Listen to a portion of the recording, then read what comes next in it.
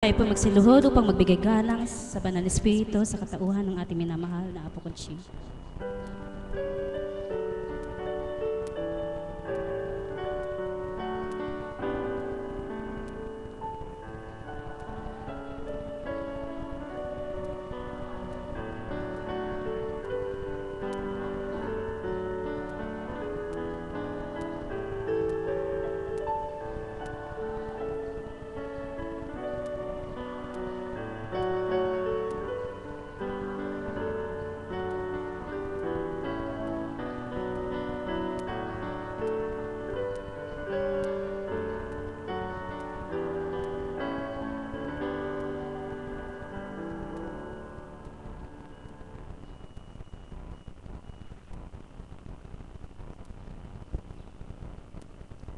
Sumainyo ang kapayapaan, kay buti ng Ama, kay dakila niya, ang bawat pagsusumakit at pagsusumikap ng kanyang mga anak, tuwirang siyang nakababatid at nakalilirik. Sa bawat pagtanggap at pagkilala sa kanya, tuwirang siyang nakakakilalang ganap at nakadarama sa kanilang kalooban. Halina kayo, mga minamahal ko, anumang pagsusumakit at pagsusumikap ninyong sa Ama ay maglingkod kayo, tuwirang siyang pinalulugod nyo, hindi man ng kapwa-tao, masilayan ng mabuting mga gawa nyo. Ang may pandinig ay nakarinig. Pagharian kayo, mga minamahal ko.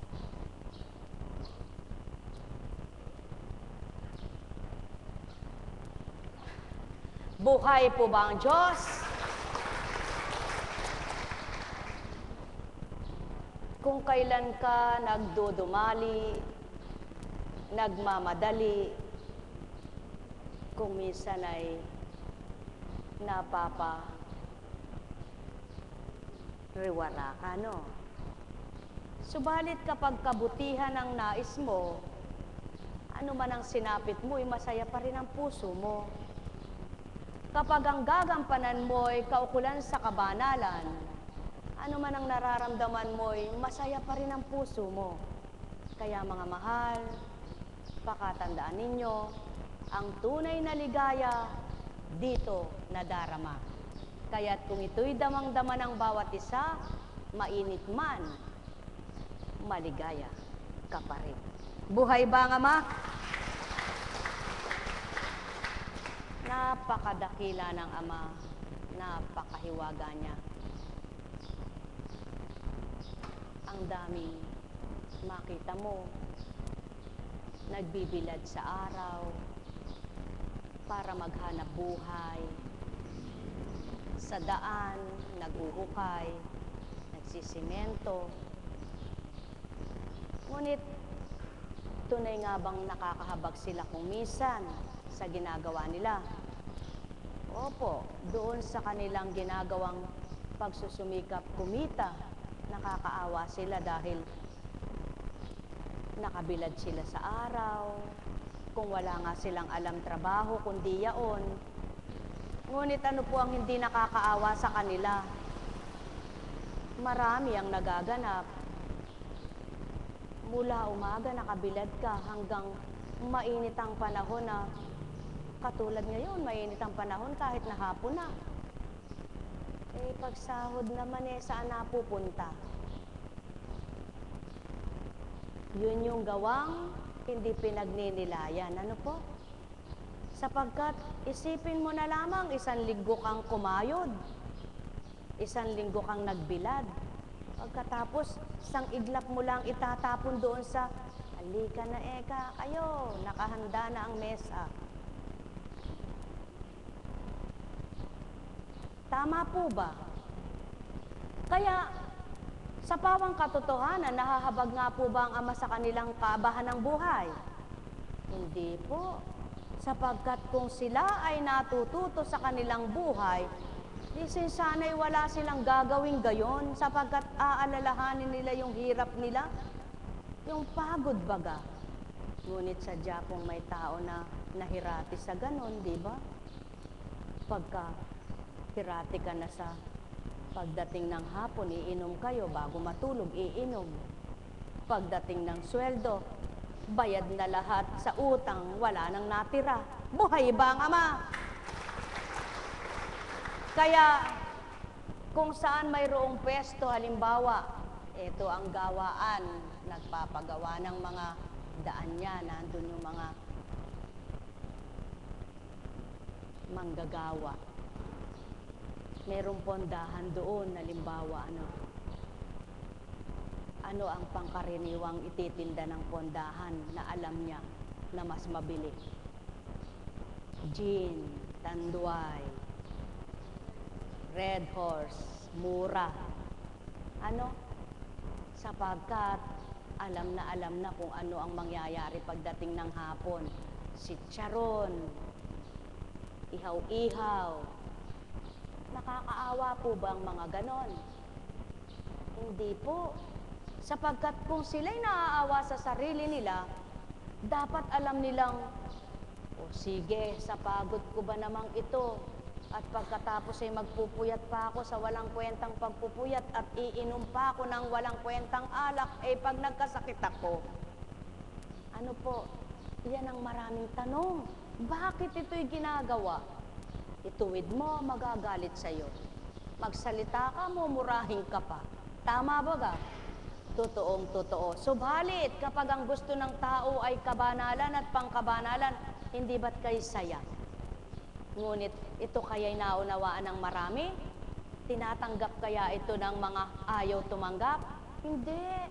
Lalabas ka pang pakialamera, pakialimero, at lalabas ka pang kontrabida sa buhay nila. Mga mahal, inyong pagnilayan. Kaya nga't maliwanag na nakatala sa banal na aklat, huwag kayong mahirati sa paglalango. Ano po ang tawag doon sa mahilig uminom? Sa makatwid, naglalango sa alak. May mabuti po bang pag-iisip yung lango na sa alak? O hindi doon sa mga trabahador ng daan. Trabahador na kung anong ginagawang building. Building po. Matagal ang gawain ito. Matagal akong may trabaho. Oo, sabi naman nung barkada, matagal tayong mag-iinuman. Tama po ba? Naaawa po ba ang Ama sa gayon? Nanghihinayang, nalulumbay, hindi siya naaawa. Sapagkat sarili mo, di mo kinaawaan. Kung ikay naaawa, hindi mo gagawin yaon. Tama ba ga? At pag uwi, sasabihin, naku eka, nasaan ang sweldo mo? Sabi ng asawang, inutang na rin ang kanyang isusweldo mula sa Lunes hanggang Sabado. Kaya pagdating, nagmumurahan. Bakit? Wala na eka akong iaabot sa'yo. Ano nga ang iaabot? Inubos na rin doon sa pwesto. Buhay ba ang Ama? Ano ang ibig sabihin? Ito bagay chismis. Ito bagay paninira. Hindi. Ito ay araw-araw na nagaganap sa buhay ng tao. Lulusong ka sa bukid. Magbabanat ka ng buto. Madaling araw ka lulusong. Aahon kay sib-sib na ng gabi. Sabi ng tao. Yun pala'y pagdating mo'y may naghihintay ng manginginom na tulad mo. O anong nangyari? Mga minamahal, kung ang tao ay nasa mabuting pangunawa at nasa malawak na kaukulang katotohanan ay alam, hindi ito ginagawa. Sapagkat ang tao, kapag nasa katotohanan, ultimong kusing, alam niyang estimate kung saan niya dalhin. Buhay ba ang Ama? Kaya ultimong kusing, walang nasasayang kahit ito'y kumakalatsing. Kusing-kusing, kumakalatsing, pag natipon sa lapirin. Tama baga? Kaya ang taong masinop at may pagpapahalaga, umaasenso siya. Subalit kung gaano ka man kasinop, hindi pala masinop ang tawag sa'yo, maramot. Sapagkat may sarili kang pinaglalaanan, pinag-uukulan, yaong pansarili mong kagalakan at kasiyang panandalian lang. Matatawag bang kahabag-habag ito? Hindi. Mga minamahal, eto pa, naglakad, naglakbay kung saan-saan dako, naglibot para magtinda. Pagdating ng kumita, punta sa ganun, sa ganyan. Hindi mo na inestimate yung kinita na nangayang puhunan nung magbabayad na. Aba, kulang pa pala. Sino ang sasakit ang ulo? Kasalanan ba ng nagtiwala sa'yo? Di sinsanay kung alam mong estimitin, eka nga ng tao. I-budget, eka nga ng tao. Subalit ang pasubali kung marunong kayong gumamit sa pagpapala. Kaunti man, sa karampot man, pag nadagdagan at natipon, pakinabang ay kakamtan. Buhay bang Ama? At ito ang itinuturo ng hindi nakikitang Diyos.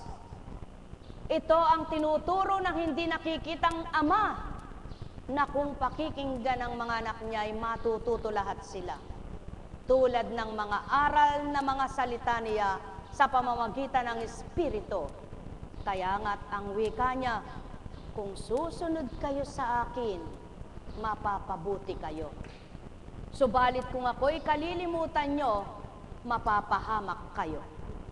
Iyaon na nga ang sinasabi niyang, kung may takot ka at pagmamahal sa Kanya, maging sa sarili mo'y may paggalang ka. Buhay bang Ama?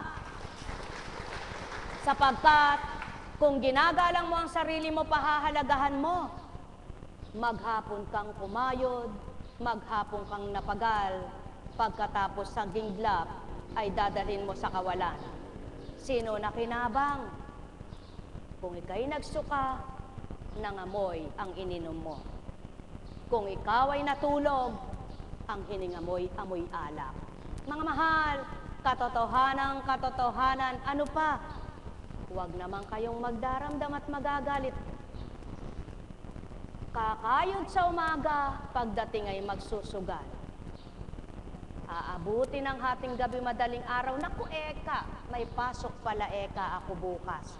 Anong bukas? Mamaya na lang iyon, sapagkat madaling araw na pala.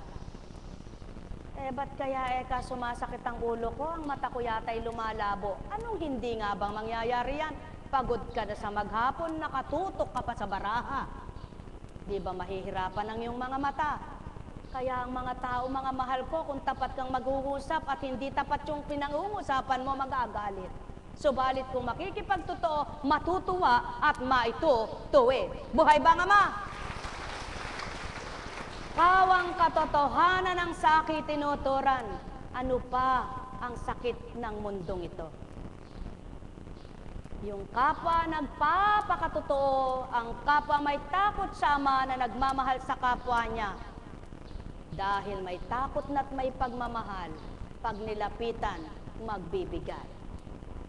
Ang walang hiyang mangungutang, pagkatapos kakalimutan. Subalit kung ginamit ito sa kabutihan at pagdaka ay inihintay mong ika'y makatighaw, may pamamaraan ang Ama sa'yo para muli ay maibalik mo ang mga ginamit mo. Paano kung natapon? Paano kung nawala sa walang kabuluhan? Mga mahal, kahabag-habag ba ito sa mga nilalang? Kaya pag nagsabi ang tao, kahirap ng buhay niyan, kawawa.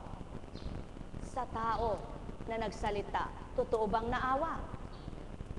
Kung tunay kang maawain, makikita mo ang kapwa mo, sadyang maaawa ka. Subalit, kung magsusuri ka, hindi mo basta-basta kahahabagahan sila.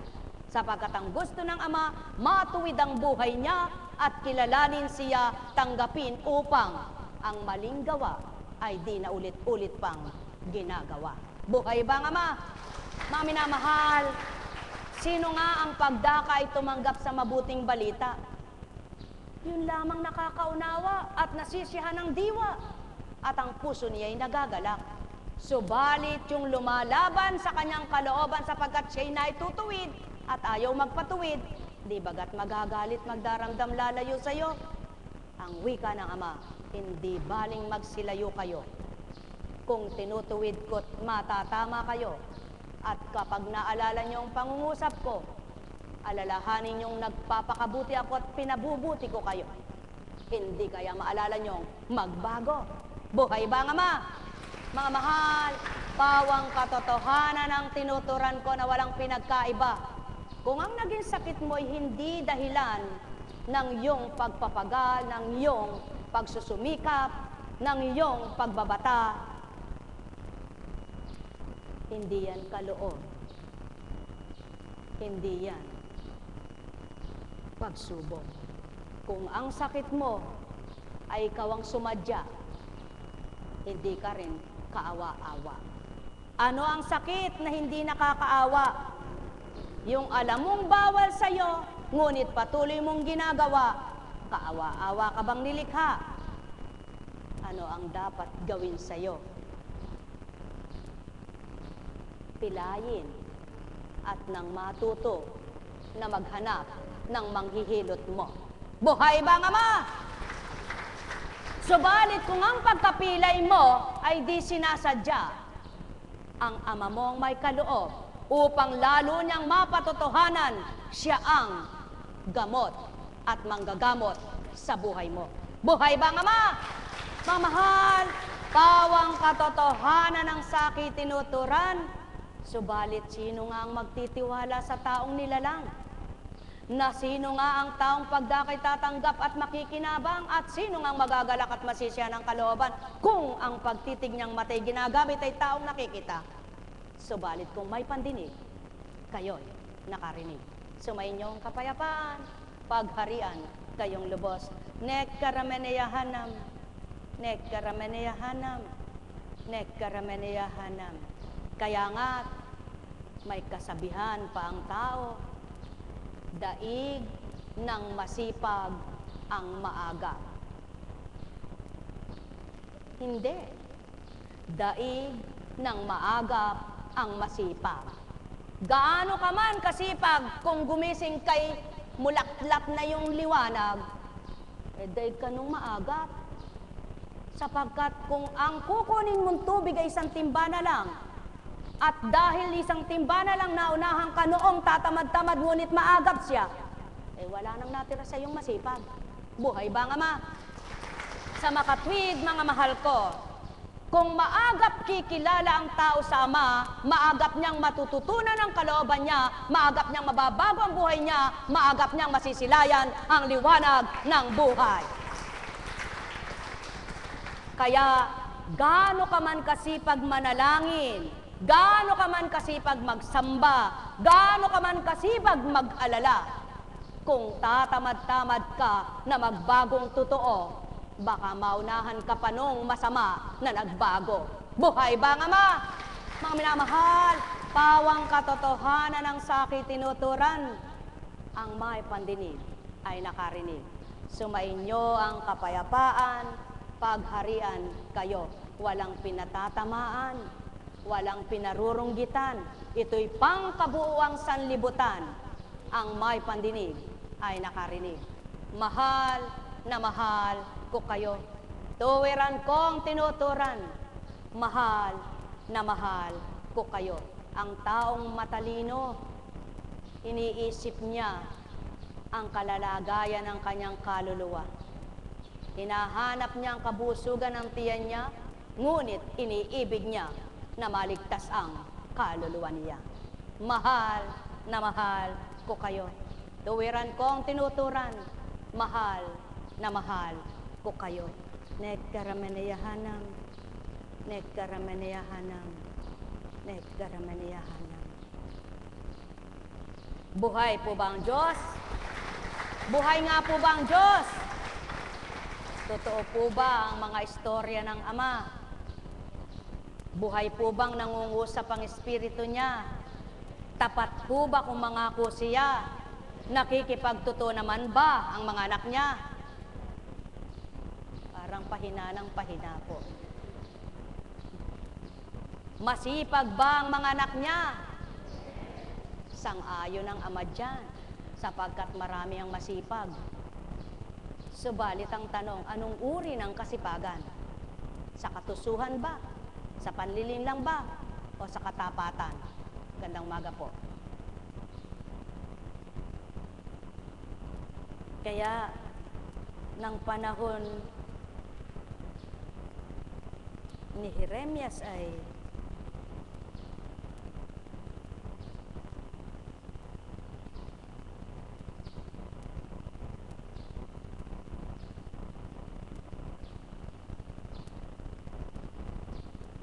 noong palang panahon na yon, marami ang humihingi ng payo sa mga alam nilang ginagamit ng Ama, sa mga alam nilang nakikipagtotoo sa Kanya, sa mga alam nilang tapat sa Diyos nila.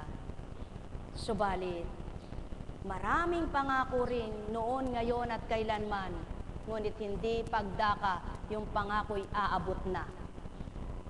Mayroong pangakong hinihintay, pinagbabatahan, at may pangakong yung taong pinangakuan ay hindi na nakabat at nawalay, hindi nakamta. Buhay ba ang Ama? Tulad ng mga Israelita, lahat ba ng pangako ng Ama ay kinamta nilang lahat? Sino ang nakatanggap? Yung mga naging matapat.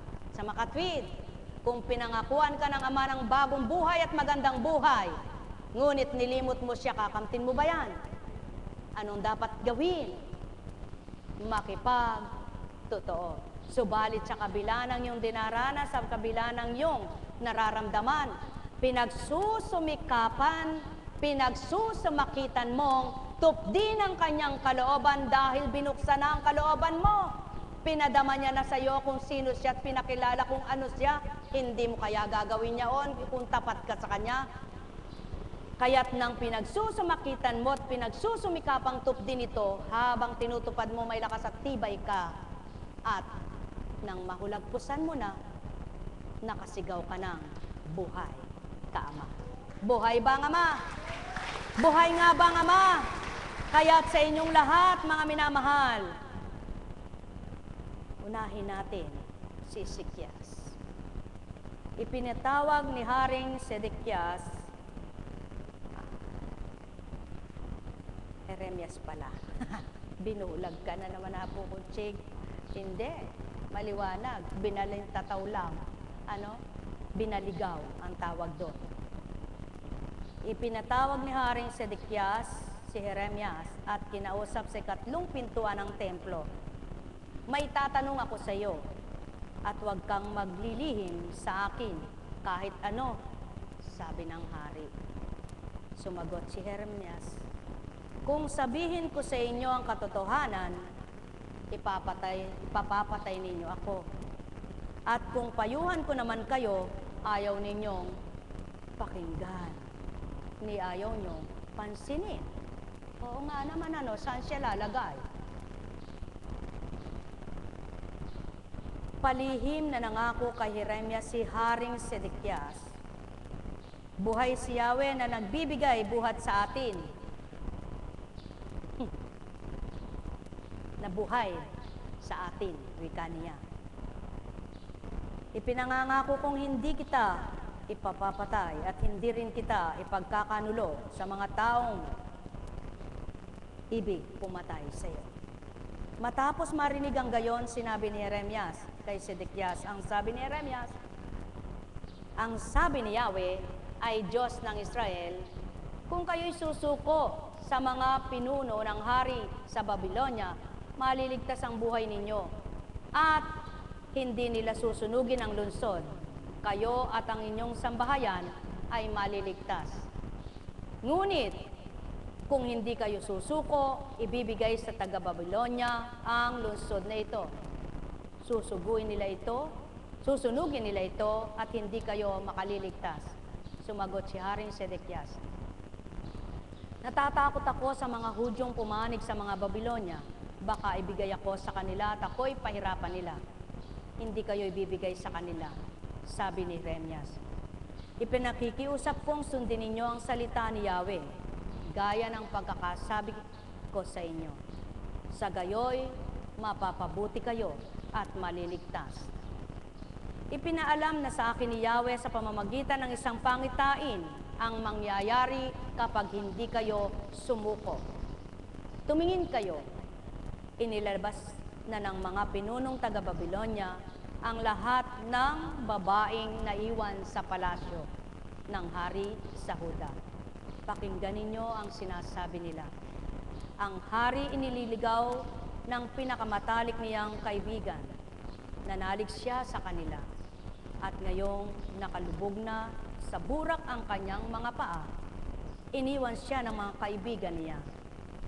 Pagkatapos ay sinabi ni Jeremias, bibihagi ng mga taga-Babilonya ang lahat ng babae at mga bata. Pati ikaw, hindi maliligtas. Dadalhin kang bitag at susunugin ang lungsod na ito. Sumagot si Jeremias, huwag mong ipaalam kahit kanino ang pag-uusap na ito at hindi na manganganib ang buhay mo. Kung mabalitaan ang mga pinuno na kinausap kita, lalapitan ka nila at itatanong kung anong pinag-usapan natin. Mangangako pa sila na hindi ka papatayin kung magtatapat ka. Ngunit sabihin mong nakikiusap ka lang sa akin na huwag na kitang ipabalik sa bahay ni Jonathan upang do'y mamatay. Nagpunta kay Jeremias ang lahat ng pinuno, tinanong siya. At sinabi naman niya sa kanila ang inuutos ng hari na kanyang sinagot. Wala silang magawa sapagkat walang nakarinig sa pag-uusap nila at nanatili si Jeremias sa pimpilan at ng mga bantay hanggang sa masakop ang Jerusalem. Mga minamahal, ano ang inyong napagnilayan sa binasang yaon? Pag-aralan ninyo, mga minamahal ko, noon pa man marami ng taong gayon. Pangako na banlilin lang. Nangangako na hindi totoo. Para lamang magsabi ng katotohanan. Para lamang magsalita sa katotohanan ang kanyang kaharap. Ito namang totoo at nagiging tapat, sinasabi nga ang lahat. Ngunit, sa gayong balita ba sa palagay nyo'y tutupad? Susunod. Ang susunod ay sino? Ang tutupad ay sino? Ang mga anak ng Ama na totoong may takot at nagtitiwala sa Kanya. Buhay ba ang Ama? Mula noong unang panahon hanggang sa kasalukuyan at daratal pang panahon, marami na ang pahatid ng Ama sa mga anak niya. Maraming ginamit, maraming sinabi, maraming pinabigkas sa mga ginamit niya. Subalit, hanggang sa panahon ngayon, tagapakinig ba ang taong sumusunod o tagapakinig na ang tawag ay paking o bingi? Matatanda, alam po ninyo yung paking. Nagbibingi. Kapag ba'y kayo nagbingi-bingihan sa salita ng Ama mo ay matutuwid ka. Kapag ikaw ba'y nagbingi-bingihan sa totoo ay maitatama ka. Kapag ikaw ba'y nagbingi-bingihan, matutuwa ka. Kapag nagbingi-bingihan ka ba sa mga aral ng Ama ay maitatama ka, ang buhay mo'y gusto mong gumanda. Hindi. Kaya ito ang hirap ng mga nakikipagtotoo sa palagay ng mga kapwa-tao. Nahihirapan na Kasya. Hindi. Mahirap pa ang kumaing busog na busog. Hihingal-hingal ka kaysa tumupad ka sa totoo. Buhay ba ang Ama? Kaya naman yung mga nakikipagtotoo, ang saya ng puso nila. Kaya naman yung nakikipagtapat, ang ligaya ng buhay nila. Sapagkat walang guni-guni silang iniisip. Nang dahil inaaliw sila ng taga-pag-aliw nila. Sino sila? Ilan ang taga-aliw? Sa iisang espiritu, naaaliw ka ng Kristo, naaaliw ka ng Ama. Kaya't kung halina ang wika mo, ngunit hindi ka sumunod, ikaw na nag-aya, palagay mo'y matatama ka. Buhay ba ang Ama? Mga mahal, katuwa-tuwa ang mundong ito. inaalipin, pinagtatawanan ang mga anak ng amang nakikipagtapat sa kanyang espiritu at nagiging totoo. Subalit sa mga hindi nakakaunawa, ano sa palagay nila ang sinusunod?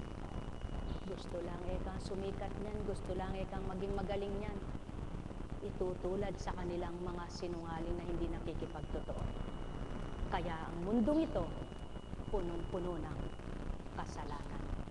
Ang totoo ay hindi nalilimutan ng Ama, maging ika'y nagkasala na. Subalit alin ang masigit na maganda ang kinamtan? Ang nagpakatotoo o naging talusira kang anak niya? Buhay ba ang Ama? Mga mahal, halina, halina, halina kayo. Ang bawat pangako, bigyan nyo ng katapatan na may kalakip na pagtupad, pagtanggap at pakikipagtotohanan. Makikita ninyo kung paano ang Amang pumangako, nangako at nangakong nangako na kailanman ay hindi napako, kundi tapat sa mga pangako. Buhay ba ang Ama? Maliwanag ang tinuran, kailanman ay hindi siya bulag, hindi siya bingi, at lalong hindi siya mamamatay. Kundi sa tuwin ay siya'y gising, siya'y nakikinig, siya'y nagmamasid. Kaya't kung tuwirang kikilalanin, ano ba ang buhay? Pinagdaanan mo ba ay maraming tinik?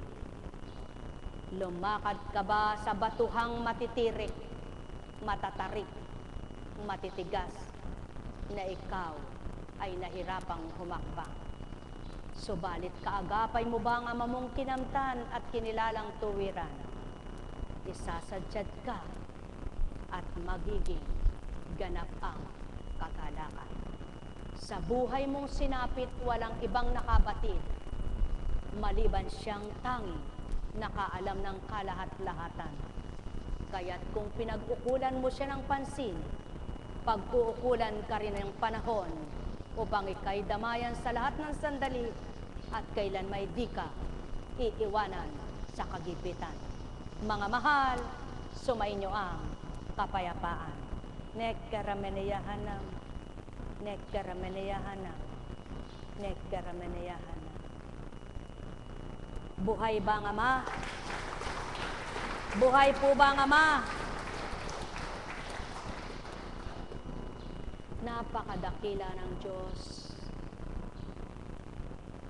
Kung wala kang pangunawa, buksan mo ng buksan ang banal na Biblia na ito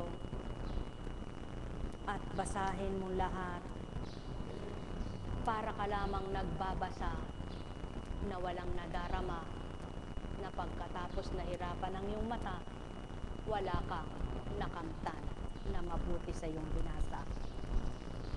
Subalit magbasa ka ng puro kalokohan, kahit ikaw'y mag-isa'y natatawa.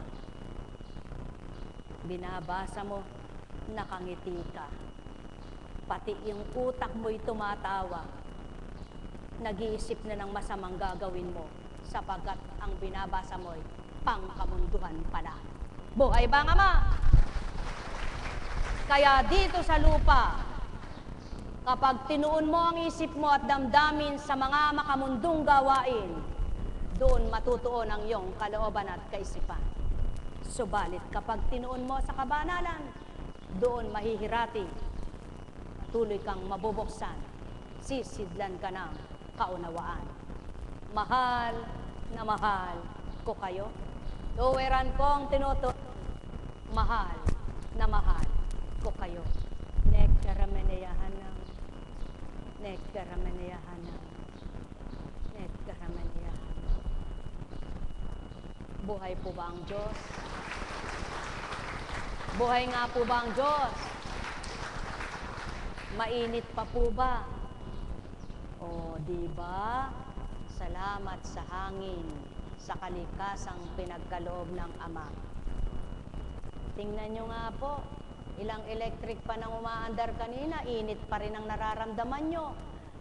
Tingnan nyo po, isang iglap lang pinahangin ng Ama. Ang sarap na sa balat nyo, no? Oh, ganyan ang Ama, matagal ka bang nahirapan? Sa isang iglap binigay niyang ginhawa, hindi mo na maisip at hindi mo na mabalikan sa iyong katawan kung gaano yung hirap mo dinanas. Sapagkat mag-ana. Walang pinagkaiba sa panaginip. Kung ikay na naginip ng mahimbing kang natutulog, nung nagising ka, sabi mo, ay, napanaginip ko'y ganito, ganito, ngunit di mo na mababalikan. Ganyan din po ang mga pinagdaraanan, gaano man ito pinaghirapan ng katawan. Pagkatapos mong nahulagpusan at napagtagumpayan, hindi mo ito maalala kung gaano ang hirap na yung dinanas. Buhay bang Ama? Kaya kung kayo ay totoong nakikipagtotoo at tapat na nakikipagtapatan sa Diyos na hindi nakikita, hindi kaya ang lahat ay magiging kaluwagan sa mga dusang kinakamtan. Halina kayo mga mahal ko. Walang hindi magagawa ang Ama sa buhay niyo. Pagpalain kayo. Nekaramanayahana. Nekaramanayahana. Nekaramanayahana. Buhay po ba ang Ama? Napakasarap mabuhay. Masarap po bang mabuhay? Paano kung may nararamdaman ka masakit, masarap pa rin bang mabuhay? Opo. Kasi kung halimbawa yung masaya ang puso mo, ang nag-aalab na galak sa puso mo naroon, kahit masakit yung paa mo, hindi mo masyadong iniintindihan, ano? Pero yung hindi mo nararamdaman yung kasiyahan at galak na mula sa Diyos, tapos may nararamdaman ka pa na, gusto mo nang magwala, ano? Yan ang malaking kaibahan po ng Panginoon, na nararamdaman mo siya na bahagi ka ng buhay niya. Buhay ba nga, Ama? At kabahagi mo siya sa buhay mo. Kaya, halina kayo, mga minamahal ko, ang pagtitibay at pagtitiwala sa Ama ay patuloy niyong gawin ito.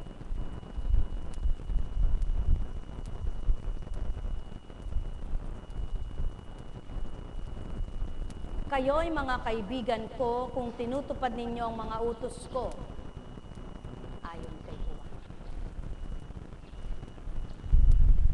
Hindi ko na kayo inaaring alipin sapagkat hindi alam ng alipin ang ginagawa ng kanyang Panginoon. Sa halip, inaari ko kayong mga kaibigan sapagkat sinasabi ko sa inyo ang lahat ng narinig ko sa aking Ama. Hindi kayo ang pumili sa akin, ako ang pumili sa inyo. Hindi kayo ang humirang sa akin, ako ang humirang sa inyo.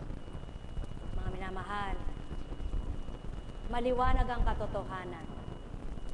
Ginawa kang kaibigan. Ang tunay na kaibigan, pag minamahal mo, pinahirapan mo ba? Di ba dinadamayan mo? Nagtutulungan kayo? Kung kaibigan mo lang sa nguso, may pakialam ka ba?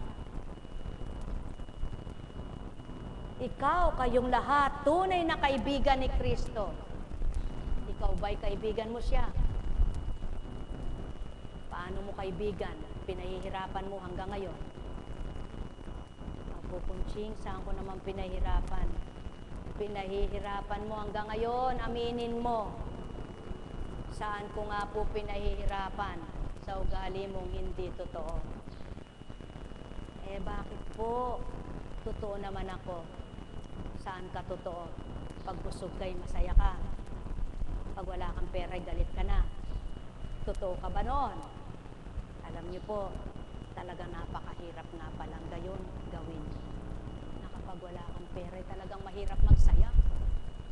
O sino po bang walang pera na naging masaya? Sige nga po, meron po bang taong walang pera ay masaya? Aba, kapag wala ka sa Panginoon, hindi ka sasaya. Ngunit kapag nasa Kanya ka, lagi kang may pag-asa. Kaya ika'y sumasaya. Ngiti nga po, ngiti. Nako, bibig sabihin niyang ngiti nyo na yan, masaya kayo. Di hindi na po kayo dadaing. Masaya na kayo Pag dumaing po ba kayo sa inyong nararamdaman, nakakatulong ang daing? Mali kayo doon. Pag halimbawa ay may nararamdaman ka parang hindi ka, mahirap ka huminga. Minsan tulog ka, hindi mo alam, nadadaing ka, sabi mo, himbing pala ng tulog mo. Pag kinalabit ka nung katabi mo, uy, bakit ba? Kasarap ng tulog ko, ginigising mo ako. Dumadaing ka, kala ko, anong masakit ba sa'yo? Hindi ko nga alam yun, pero masakit ang paa ko. Ano ibig sabihin nun?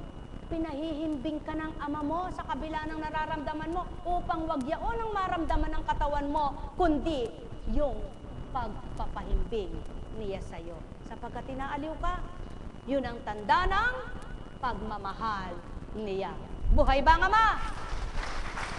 Kaya, kapag may nararamdaman ka, anong dapat hilingin mo sa ama? Panginoon, payapain mo ang isip ko, aliwin mo ang puso ko, at maghapon ka ng tulog. Ihilingin mo pa ba sa maghapon na yun hanggang gabi tulog ka pa rin? Hindi. Ano naman ang hihilingin mo kapag tulog ka na sa maghapon? Tulungan mo naman po ako itong gabi na ito'y maramdaman kita. Nang sa gayon, kung hindi man ako matulog, ay maalala kong ikaw pala'y Diyos kong nagmamasid sa akin at walang tugot sa pagbibigay ng kasiyahan. Ngunit hindi ko maramdaman sapagkat hindi kita nakikilala. Buhay ba ang ama? Kung magdamag kang natulog at sa araw ay hindi ka natutulog, anong dapat mong sabihin? Panginoon, salamat sa buong magdamag na ako'y pinahimbing. Itong sa maghapon, pabatid mo sa akin ang marapat kong tupdin upang sa gayon wag na lamang itong sakit ko ang lagi kong iniisip. Ako'y umaasa na ako gagaling. Pag sinabi mong aasa kang gagaling, tanggapin mo na yun.